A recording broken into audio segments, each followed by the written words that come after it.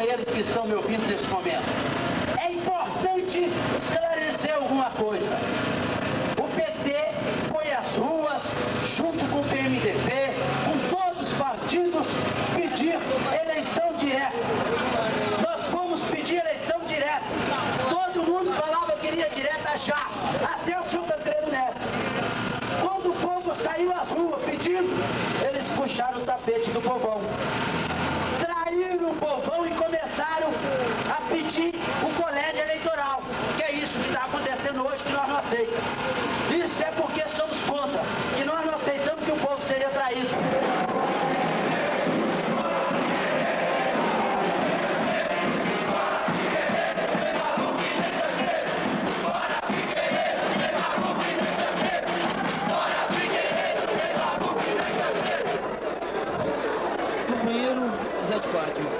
Companheiro do Sindicato Rural, como é que vocês, como trabalhadores rurais, veem a situação do colégio eleitoral e da eleição do Tancredo através do colégio eleitoral da eleição indireta? Na realidade, só existe colégio, a eleição não existe. Isso aí, cada deputado que vai ao colégio prova mais uma vez que ele está se covardeando diante da verdade. Quase todos os deputados pediram que no mês pelas as eleições diretas. Portanto, agora eles vão para o colégio provar mais uma vez que são traidores e realmente eles não têm nada a ver com o povo. Zé Dirceu, foi a época de militância mais ativa do PT? Foi um momento especial. O PT teve depois muitos grandes momentos, começando pela própria Constituinte, a campanha de 89 do Lula, da Frente Brasil Popular. Que tamanho tinha o PT nessa época? O PT ainda era um partido bastante paulista ainda nessa época, mas já estava ganhando o caráter nacional. O PT vai ganhar o caráter nacional mesmo com a disputa presidencial, quando o Lula vai ao segundo turno, tem mais de 40% dos votos, e tem no primeiro turno cerca de 17% dos votos, o que dá não só a dimensão nacional ao PT, mas amplia o PT para além do movimento social organizado, onde era a base principal do PT. E depois o PT participou das campanhas, das lutas sociais na década de 90. Foi um momento de oposição às privatizações, momento de mobilização do Sem Terra, do movimento sindical da Marcha a Brasília.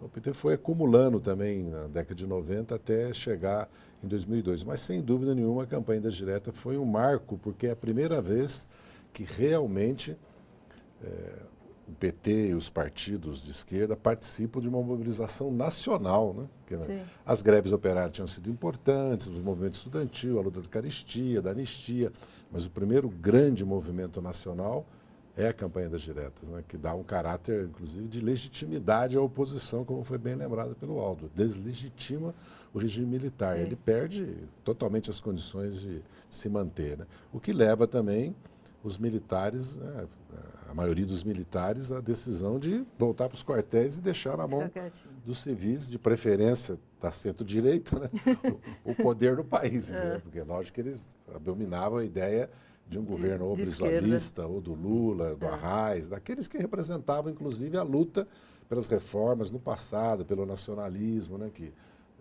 por causa deles mesmos, que os militares mobilizaram uma parcela importante da sociedade brasileira e deram o golpe em 64. Aldo, quanto esses movimentos moldaram a política brasileira, o Brasil de hoje? Veja o seguinte, quer dizer, eu acho que um país ele se faz de duas formas. Ele se faz, em primeiro lugar, no campo popular, no campo das lutas, né? No campo das reivindicações e da luta por direitos. Eu acho que é uma questão fundamental. E a outra forma pela qual um país se desenvolve, se constitui, o Estado se articula, é pelas instituições, quer dizer, a reforma das instituições. Agora, essas duas coisas andam junto. Quer dizer, não há uma boa reforma das instituições se não houver uma participação do povo efetiva, né? Eu acho que, inclusive, no Brasil, a história política do Brasil é uma história de um certo carecimento de uma participação mais efetiva da sociedade e de uma organização maior da sociedade. Quer dizer, se nós olharmos hoje, podemos dizer que a sociedade civil brasileira ela é ainda incipientemente organizada.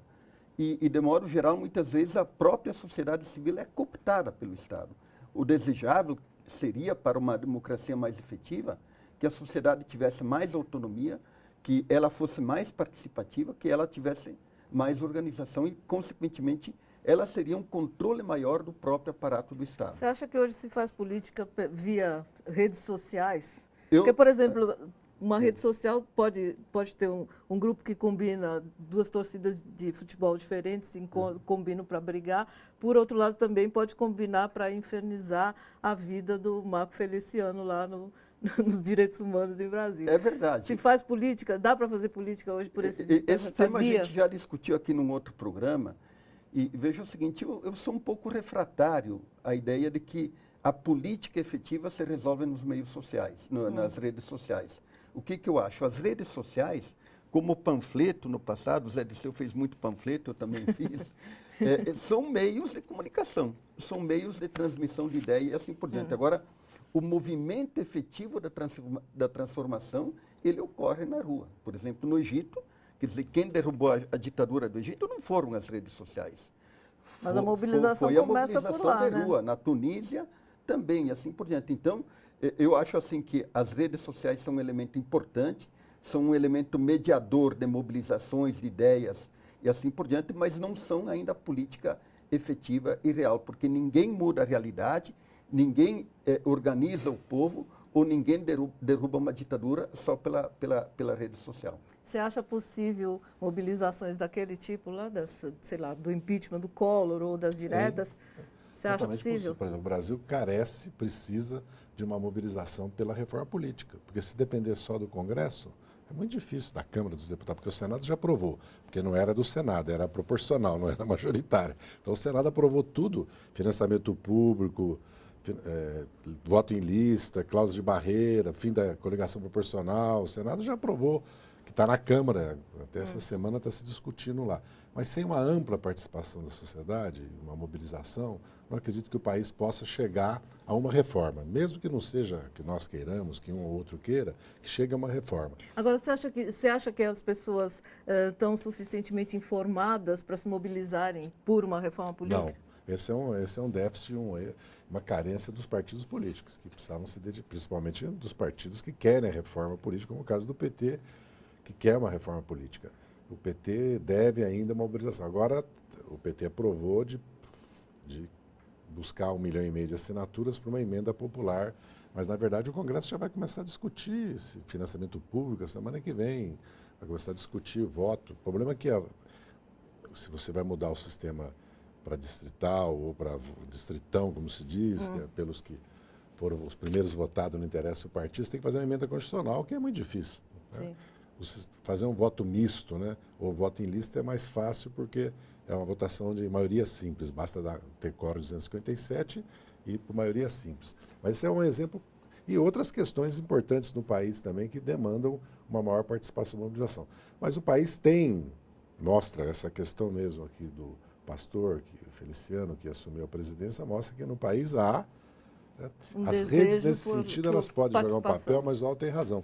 Porque nesses países, mesmo no Brasil, tem milhares de entidades que vão para as ruas. Né? A gente fala da campanha direta, do papel do PT, tudo, mas tinham milhares de entidades, microentidades pequenas, mães que se organizavam, estudantes que se organizavam, pequenos empresários, intelectuais, artistas, porque isso depois, como foi na Tunísia e no Egito, nesses países, quer dizer, havia uma vontade de mudança que aí, né, ela transbordou para as ruas e aí não há quem detenha, entendeu? De uma maneira ou outra. Resumindo a história, a luta continua. Exatamente.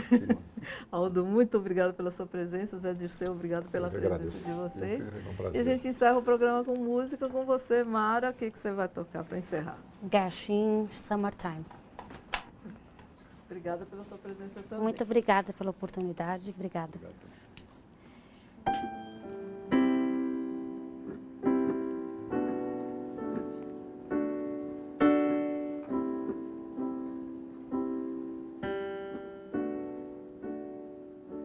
Summertime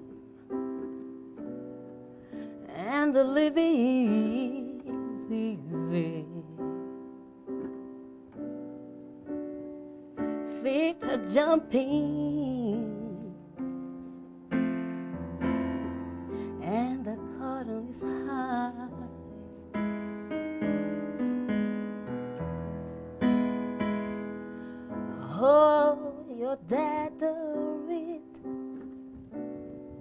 and the mama good looking, babe.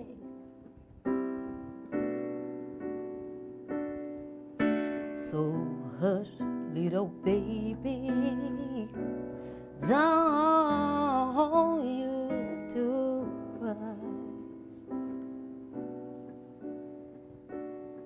On off this morning, you're going to rise up singing.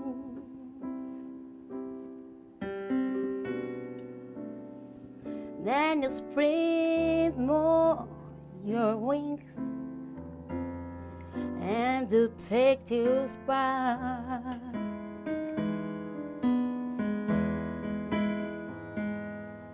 But till the morning, there's nothing can harm you.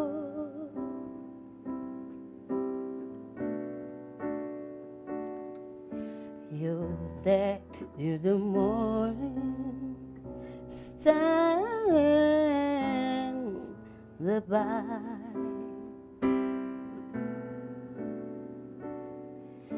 You're dead in the moment, stand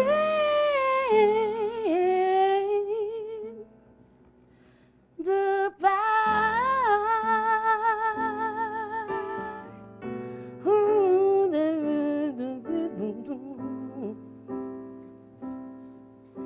He's standing here on the bar.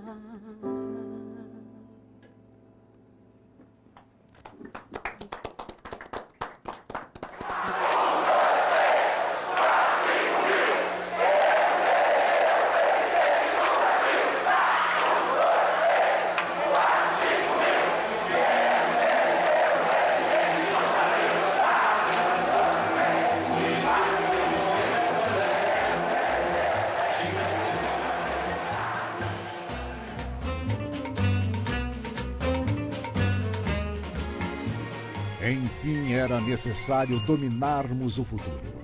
Tínhamos que desafiar o medo e aos que se pretendiam eternos donos do poder e de todas as vontades. Tingimos então o país com os mais variados tons, em destaque o amarelo, que elegemos representante de nossas esperanças. Fomos pras ruas e nos lambuzamos de dignidade. Cantamos, sambamos e choramos. Há muito não nos olhávamos nos olhos. Descobrimos que temíamos menos e que éramos agora o que queríamos ser. Éramos de novo francos. Tínhamos de novo vontade de ser livres, de sermos Brasil, de sermos simples, naturais, certos que podíamos voltar a exercer nossos direitos naturais, de acertar e de errar, que nos tomaram a força. Era a nossa hora e vez de retomar o roteiro da nossa história. Que os poderes se erguem à evidência. Só há uma solução. Direta já, direta já, direta já, direta já, direta já, direta já, direta já, direta já, direta já. Se nós continuarmos